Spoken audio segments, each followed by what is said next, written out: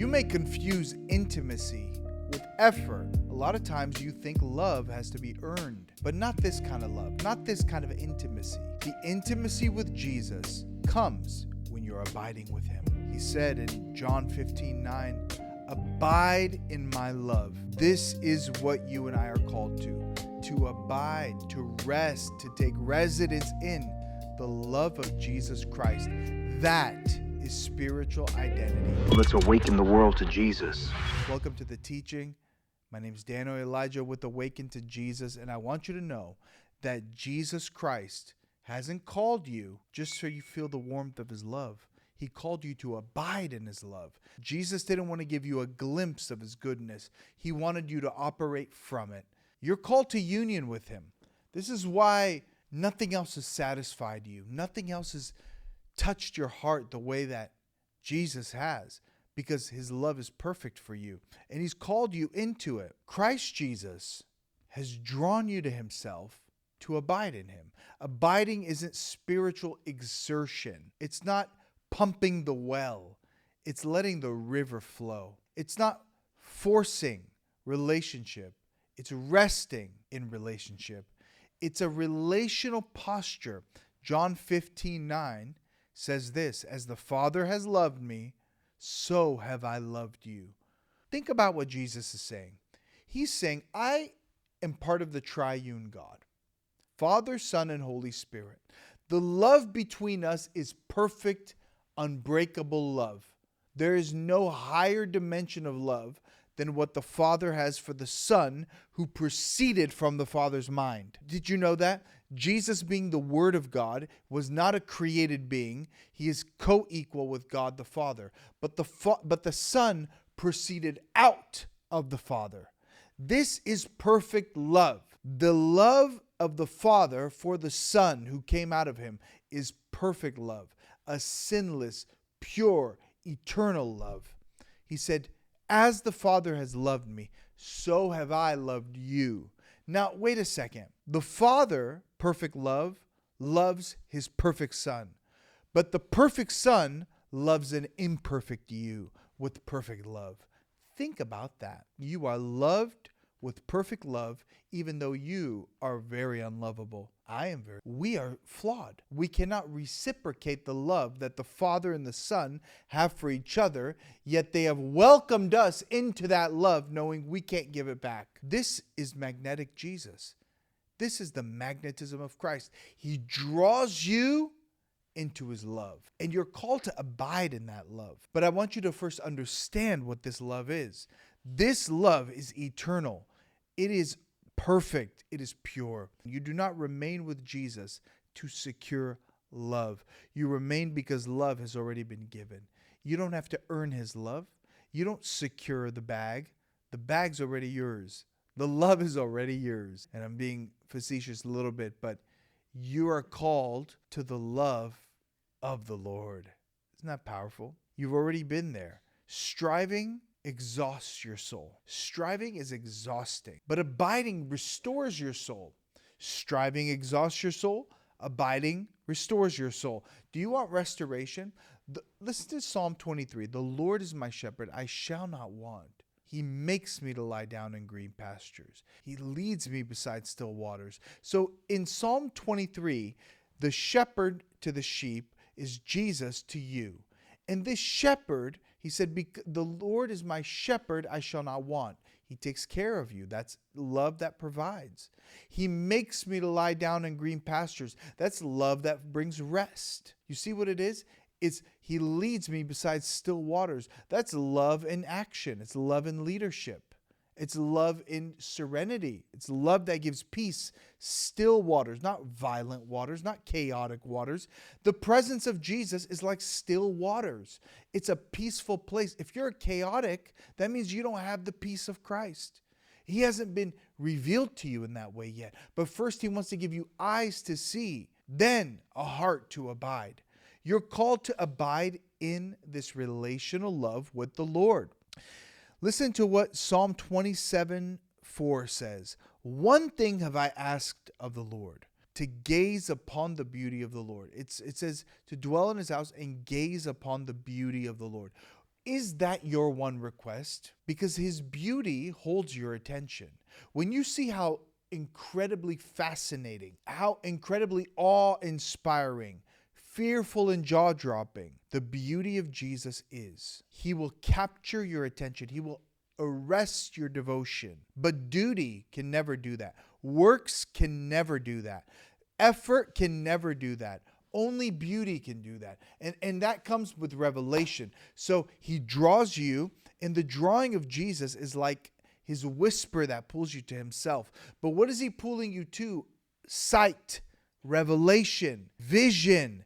And when that comes, your attention is captured. Now that attention captured means you're abiding in love.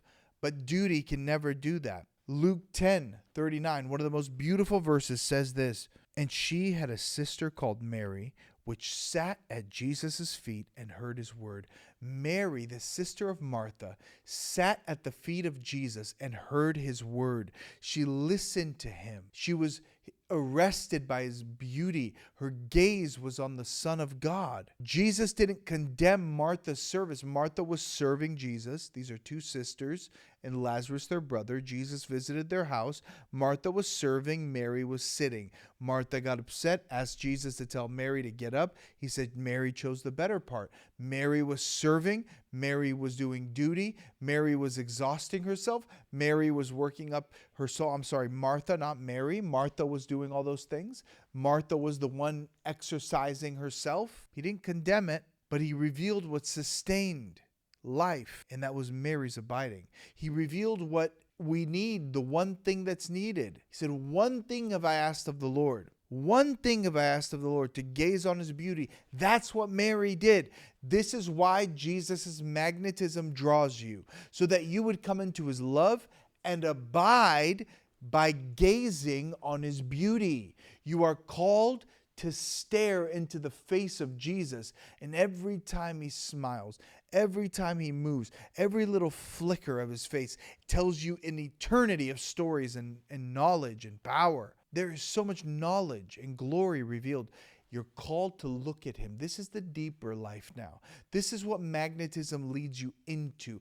This is magnetic Jesus, where he leads you into relational, abiding union. This is what we're called to. Abiding is choosing presence. I choose the presence of the Lord. I'm busy. I choose the presence.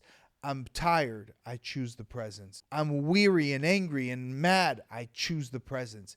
Abiding is choosing the presence of the Lord when productivity feels urgent. You feel like I need to do this, do that. I choose the Lord. Abiding is staying near when distraction feels reasonable. It's easy to be distracted. It's easy to choose something else.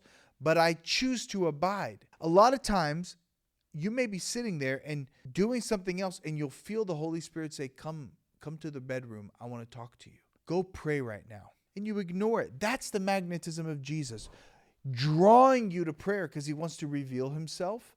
And when he's revealed, you'll see him, and you'll abide in him, and you'll devote to him, and you'll be united to him. This is the pattern and the order of the magnetism of Christ. Obedience then flows from intimacy, not before intimacy. John 15:10 says, "If you keep my commandments, you will abide in my love." That is not a threat. It's alignment of how it works. The commandment is one thing is needed. Sit at my feet, gaze at my beauty. Gazing at the beauty of the Lord is receiving the love of the Lord. It's abiding in his love. How can you receive the love of the Lord if you're not abiding in it? And how do you receive the love if you're not in the presence? How do you receive the presence and abide in it if you're not gazing at his face? How do you gaze at his face and come to him if he doesn't draw you? That's where magnetism starts.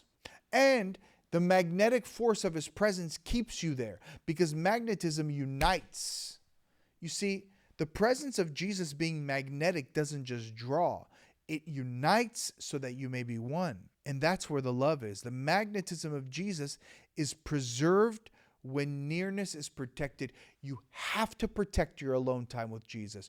You have to protect your prayer life. You have to protect your intimacy with him. Nothing can come between you and union with Jesus. It is what you're called to, because where you remain, life flows. And the life of Christ flows when you abide, remain, make home, dwell in his presence. This is what we're called to. And as I end this teaching, I want to leave you with this signature line. You do not stay with Jesus by trying harder. You stay by refusing to leave. Refuse to be separated from the presence. You see, this is the magnetism of Christ. He brings you in, and then he keeps you in, and his presence revolves around you magnetically, keeping you in love.